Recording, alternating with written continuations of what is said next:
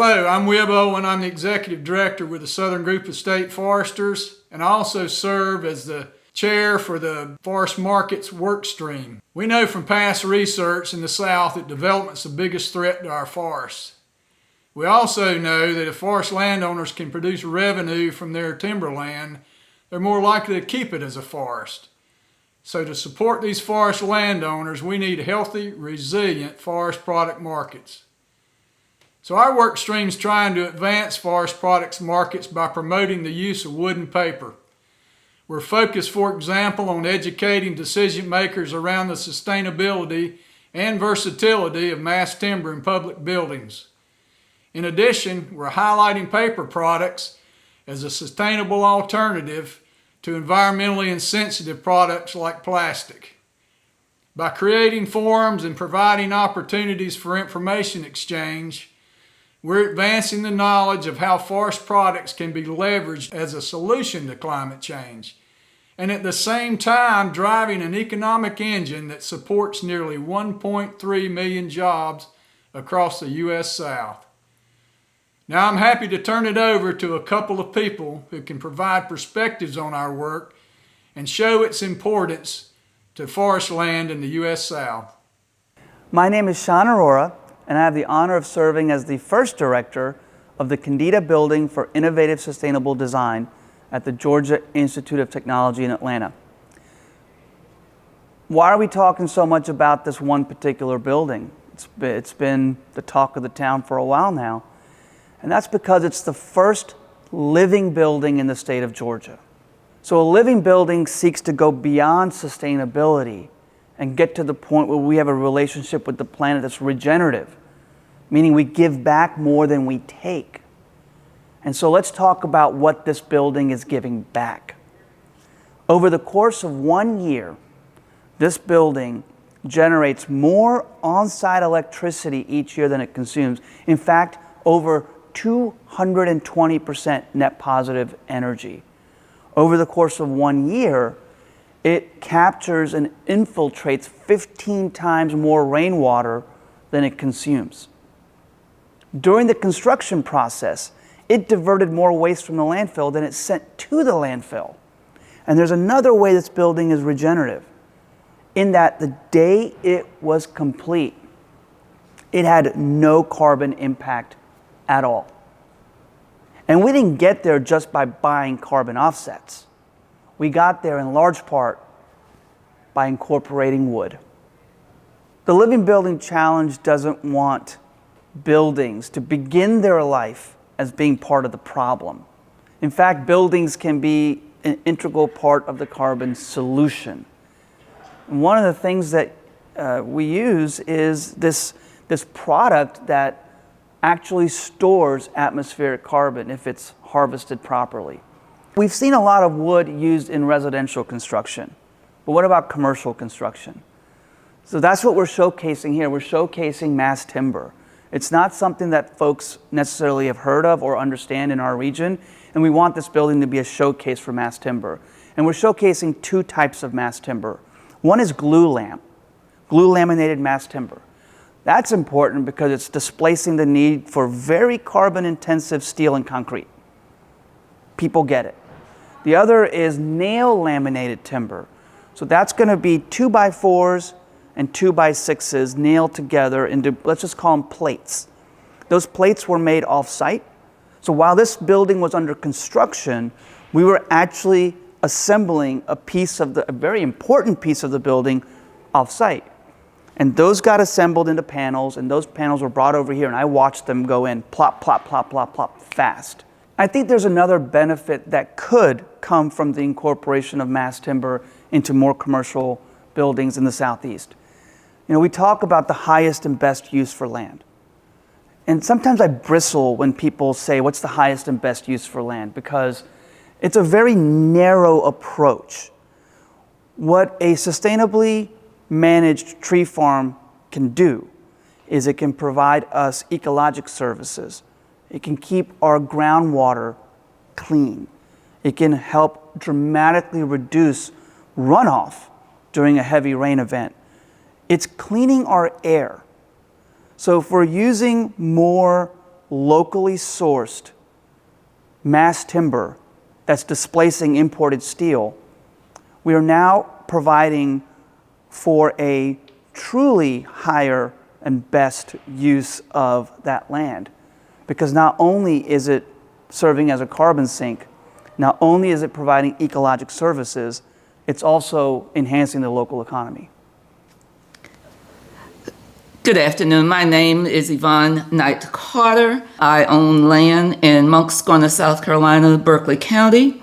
My sister and I inherited our property around 2008. The property has been in our family for nearly 150 years. My sister and I went through the process of being educated through the Center for Heirs Property so that we would gain knowledge on what to do. Along our journey, we've also, I guess you'd say, accessed another market in terms of sequestration for carbon.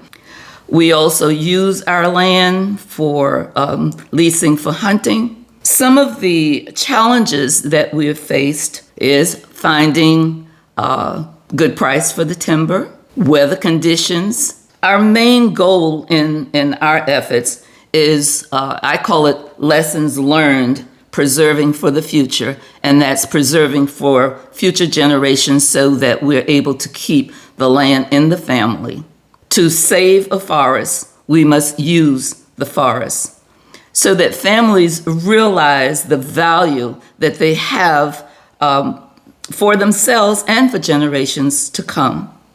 Finally, no market, no money, no management of the asset, no conservation. Therefore, there's no guarantee that the land will stay in the family without this. In closing, forest markets are important to landowners because it affords us the opportunity to move our timber products, and it incentivizes us to manage the forests. Okay, I want to shift now and talk more about the impact and focus of our work stream in 2021. First, we partnered with the Southern Group of State Foresters Services Utilization and Marketing Committee, and we developed a list of public building officials and codes and architects and others at the state level to target for mass timber workshops. Secondly, we secured funding from the U.S. Forest Service Forest Products Lab. We developed our agenda, we secured speakers, and we executed our virtual workshop on mass timber. And it was recorded, and it's available on the Keeping Forest website. We had about 100 attendees present, and including our target audience of architects, public building, and code officials.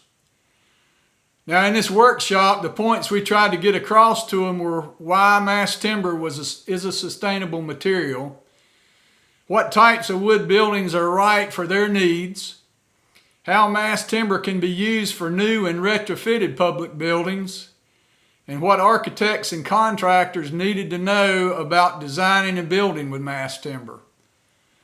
We hope this webinar series serves as a resource as we continue our efforts to advance the market for mass timber in the future. Now, Keeping Forest also produced a podcast series titled How the River Flows. And this series highlights the importance of forests to water quality and quantity and opportunities for develop new and emerging markets. You're going to hear more about this podcast later today.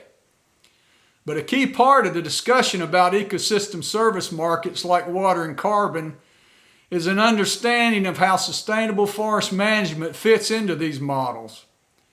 In 2 episodes of the podcast, we discussed the role that the traditional forest products markets play in providing the basis for forest management, ensuring our forests are healthy, resilient, and productive. Now, these episodes featured Miss Yvonne Knight Carter, who you heard from earlier today, as well as a host of experts who discuss innovative uses for wood and the potential for advancing markets for mass timber. We're thankful for the opportunity to work on the podcast, and we're very proud of the results. So if you haven't already, you need to go to the Keeping Forest website and check them out.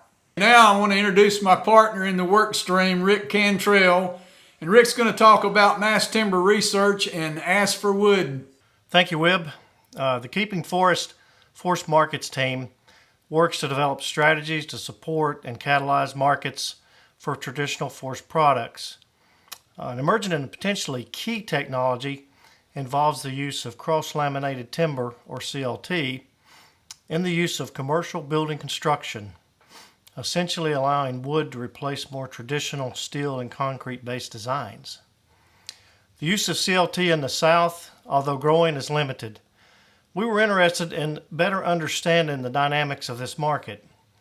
We wanted to know if the slow uptake was driven by a lack of demand, or is the lack of demand the result of limited and therefore potentially expensive raw material supply. The Forest to Market study we did, which was sponsored by the U.S. Endowment for Forestry and Communities and the Forest Service, was the first step in a possibly larger, more comprehensive analysis of the potential for CLT manufacture and use in the South. By identifying the potential constraints and opportunities in the supply chain and then working with partners focused on economic development, we could potentially highlight areas of potential investment opportunity. The Forest to Market study found that production by sawmills in the U.S. South was adequate, but demand for the stock needed for CLT production was very high due to the pandemic. The good news is we are seeing increased production by sawmills in the South to meet an ever-increasing demand, as some shuttered sawmills are being reopened and others are adding capacity with new machinery. Now, I would like to talk to you briefly about a new initiative called Ask for Wood, Ask for Paper that Keeping Forest is undertaking. Our markets strategy began to shift early in 2021. It appeared to us that the market was becoming saturated with organizations delivering webinars and meetings on mass timber. As our discussions deepened, we pivoted to a slightly different approach. Our primary approach changed, but our audience remained the same: architects, builders, and public officials. We are now working to create an army of activists within the broader community to promote the use of wood and paper. An older Ask for Wood website, originally created by Clemson University and the Southern Regional Extension Forestry Group, was acquired by Keeping Forest. We are currently doing a quick refresh and rebranding of this website, and we hope to launch it by December 1, and our goal is to do a complete overhaul of the website in Q1 2022. What we want is for forest landowners, forestry consultants, agency foresters, loggers, and all other people in the forestry community to ask for wood and paper in their sphere of influence whenever decisions are being made in construction and paper packaging choices. Is your local community building a new school? Go to the public meetings and ask for wood. When you go to your local grocery store, ask for paper bags. To help support this work, we've developed 2 new flyers to aid this work, and we're planning 6 webinars over the next year targeted at this broader forestry community. We want to give them the information they need to be successful. Our first webinar is now scheduled for December 1 and will focus on mass timber, and it will explain the basics of mass timber, the market potential of mass timber, and showcase options participants can take to promote the use of mass timber and wood in general in their communities and with their political leaders and decision makers. Well, I want to thank all our speakers today for providing these updates. You know, the setbacks we had during the past pandemic year, and even despite that, I think our work stream members did a remarkable job in adjusting and producing these results. It wasn't easy, but we figured out how to get together. We didn't finish everything we had hoped to, but we did produce some great results. And I look forward to build on what we've done in the coming year. Now, you've heard from Rick that we're pivoting a little bit in 2022, And we're going to start working on our new Ask for Wood projects, and also Ask for Wood and our Ask for Paper campaign. We're going to talk more about that in the future, and I look forward to giving you information on it as we get there.